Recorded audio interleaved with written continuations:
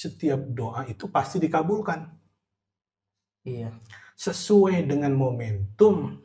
Atau dalam sholat lupa sama Allah. Kan kita sering begitu tuh kan. Betul, Gus. Nah, tapi kita pada dasarnya sudah hidup dalam pengawasan Tuhan.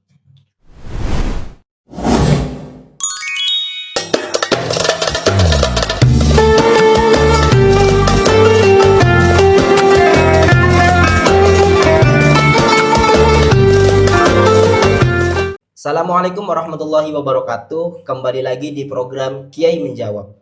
Salah satu program yang digagas oleh LTN-NU di bawah naungan PWNU Provinsi Banten. Kemudian terkait dengan konsep ada satu konsep khauf dan roja, Gus, dalam salah satu kitab Ihya Ulumuddin itu, Gus. Ya, betul. Terkait dengan itu pembacaan dalam fenomena apa istilahnya quarter life crisis. Bagaimana orang bisa menggunakan konsep itu, konsep takut, konsep berharap dalam situasi yang sedang tidak seimbang. Ya. Jadi harusnya ini udah bab ini bab ini udah ngeri amat ini. Roja dan roja itu harapan, khauf itu kekhawatiran. Seharusnya harapan dan kekhawatiran, ketakutan itu berjalan beriringan. Terlalu ngarep. Jangan juga sendiri doang, maksudnya nggak ada cukup motivasi, terlalu motivasi, sholat lah masuk surga gitu, ngarep aja itu juga enggak. Terlalu takut juga nggak baik, nggak pas. Maka harus berimbang antara roja dan khauf, itu harus beriringan. Nah, roja berharap kita ibadah, kita sholat berharap mendapatkan rahmat dan kasih sayang Allah. Kita sholat takut tidak ditoleh atau tidak mendapatkan rahmat Allah. Ini harusnya itu berjalan dalam laku kehidupan kita sehari-hari, bukan hanya dalam hal ibadah. Terus terkait dengan fenomena Gen Z menyoal apa Gus istilahnya sekarang tuh overthinking dan rasa putus asa yang berlebihan. Ya itu dari jadi kalau kata Imam Ibnu Athaillah itu salah satu tanda ketergantungan kita pada amal berarti dia ngarep kayak kita bisnis tanah, orang mau bisnis tanah nih ya kan, ada orang jual tanah, kalau yang ini itu ujungnya doang kan, ya kan, ujungnya aja 20 tanah 2 hektar. Harga 1.050.000 kan ujungnya nih. Tanahnya belum dibeli. Belum ada pembelinya. Tapi ngarep aja ya kan. Wah, dapat segitu, dihitung semua ngarep itu kan. Dia berharap mendapatkan sesuatu dari apa yang dia lakukan. Ya kan? Bukan bergantung pada Tuhan. Maka nuqsanur roja inda wujudiz zalal. Maka akan ada nuqsanur roja, hilangnya pengharapan ketika ada kesalahan sesuatu yang. Jadi begini, makanya segala sesuatu semua digantungkan kepada Allah, jangan menggantungkan kepada amal perbuatan. Nah, ini jadi Gen Z khawatir kita yang setiap malam overthinking, Gus ya.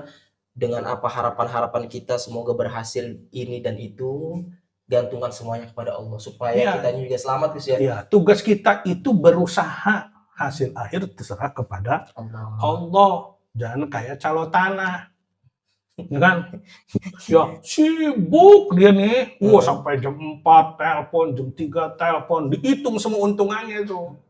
Ternyata hasilnya jong, akhirnya dia marah-marah. Maka segala sesuatu, jadi salah satu tanda kita ketergantungan pada amal perbuatan kita itu apabila tidak tercapai kita putus asa.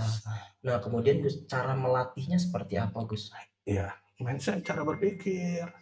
Tetap kembali kepada mindset, Gus ya? Iya, mindset, cara berpikir kita.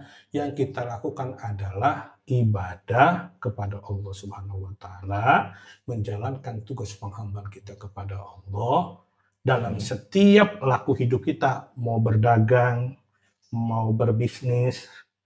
Jangan melihat ujungnya tuh, untungnya. Udah prosesnya aja kita lewati dan semua serahkan kepada Allah. Kalau demikian, andai kata tidak tercapai, kita bisa menyadari, oh ini sudah takdir Tuhan. Siapa tahu doa kita dikabul bukan pada momentum yang ini. Jadi setiap doa itu, kalau kata Alikam itu, setiap doa itu pasti dikabulkan. Iya. Sesuai dengan momentum Atau kebutuhan memang yang Allah tentukan.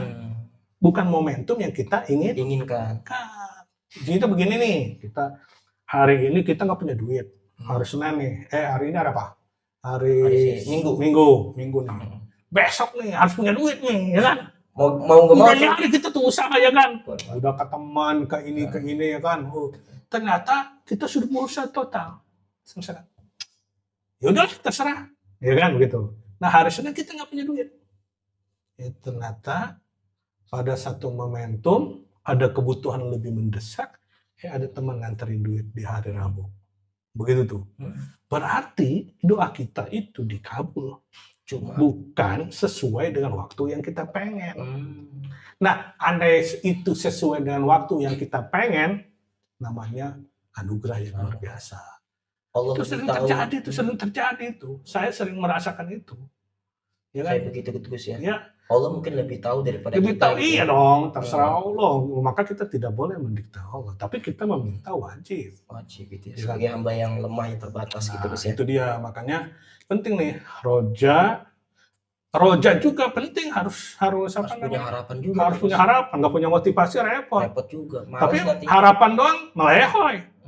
Harus ada aktivitas. Kepengen doang. Nah, siapa yang nggak pengen kaya? Pengen. Siapa yang nggak pengen kaya, ya kan? Ya kan? Pengen punya duit? Pengen. Tapi kalau cuma kepikiran kepengen, mimpi. Maka kata Ibnu Athaillah, ar-raja ma qoronahu amalun wa illa fahu umniyah. Harapan tanpa tindakan adalah sebuah kesia-siaan. Maka tugas kita adalah merealisasikan harapan. Tapi kita tidak boleh bergantung pada harapan. Tugas kita adalah berusaha secara totalitas. Nah ini berikutnya Gus, mengenai konsep muraqabah. Konsep muraqabah atau konsep merasa diawasi oleh Tuhan. Itu ihsan. Iya, itu lebih dalam gitu daripada kita tuh kayak diawasi oleh CCTV gitu Gus. Nah, kira-kira seperti apa gitu tuh Gus? Jadi begini, muraqabah itu hidup dalam pengawasan Tuhan. Ini yang disebut dengan level ihsan. Jadi ada iman, ada Islam, ada ihsan. Iman itu takrir, tasdik, bil lisan, bil af'al dan lain sebagainya. Meyakini ya. Islam itu adalah menjalankan perintahnya, menjauhkan segala larangan. Dari iman dan Islam seharusnya melahirkan ihsan. Ihsan itu adalah level tertinggi. Ya, puncak atau kita sebut juga dia merasakan tentang kehadiran Tuhan. Nah, cara bisa kita merasakan kehadiran Tuhan tentu dengan level quality ibadahnya masing-masing. Nah, ihsan itu adalah seakan-akan kamu melihat Allah. Kalau kamu tidak melihat Allah, itu seakan-akan kita meyakini Allah melihat kita. Hari ini kan kita rada-rada meleho ini, ya kan? Nah, sebenarnya kita sudah merokobah orang yang menjaga konsistensi dalam ibadah, seperti dia sholat, zakat, puasa, ibadah haji, terus dia bermuamalah, dia sudah dalam merokobah. Tapi dalam kesadaran, bukan kesadaran mutlak. Mungkin kesadarannya masih remeng-remeng mungkin. Ya, kalau lagi ngomongin orang lupa mau gitu kan, lagi ngerumpi, ngerokok, lupa ya lupa. Tapi kalau lagi sholat ya ada ingatnya. Atau dalam sholat lupa sama Allah, kan kita sering begitu tuh kan. Betul Gus. Nah, tapi kita pada dasarnya sudah hidup dalam pengawasan Tuhan. Maka kalau kata Ibnu Qayyim al-Jauziyah, salah satu dosa yang sangat besar menurutnya adalah ketika seorang hamba disia-siakan oleh Tuhan. Ini. Berarti Allah sudah tidak mau mengawasinya, Allah sudah tidak memperdulikannya. Tidak menganggap bahwa dia itu hambanya, bisa jadi. Bisa jadi. Contoh, mereka siapa? Mereka yang tertipu. tertipu dalam prasangka dirinya. Kata Yahya bin Mu'az, dia berkata bahwa salah satu tanda ketertipuan seorang hamba adalah ingin mendapatkan ampunan, ya kan, dari Allah Subhanahu wa taala, sementara dia selalu melaksanakan dosa tanpa adanya pertobatan. Iya. Dan orang kagak sholat, Iya. kagak zakat, puasa kagak. Tapi ngomongnya kayak orang soleh, kayak kiai. Bener nggak? Banyak kan begitu? Banyak kan? Banyak banget. Ya kan? Sholat kagak lo. Dari kata orang Betawi bilang, sholat kagak, zakat puasa kagak, haji boro-boro. Lah, tapi mintanya dapat ampunan dosa. Kira-kira diampunin? Wah, nggak tahu Gus. Wih, ngomongnya Allah mah maha pengasih maha penyayang. Iya. Wih, Maaf, ya. maaf. Lah, nggak punya otak orang ngomong begitu. Padahal aktivitasnya di Dosa mulu. Bagaimana mau diampuni selama antara kegiatan kesehariannya at-tamadi bizunub. Itu. Inilah, maka orang yang demikian bisa jadi ditelantarkan Tuhan, merasa dirinya mendapatkan rahmat dari Tuhan atas maghfirahnya, padahal justru itu dia sedang menipu daya Tuhan. betul. Iya, ngerjain Tuhan dong. Betul.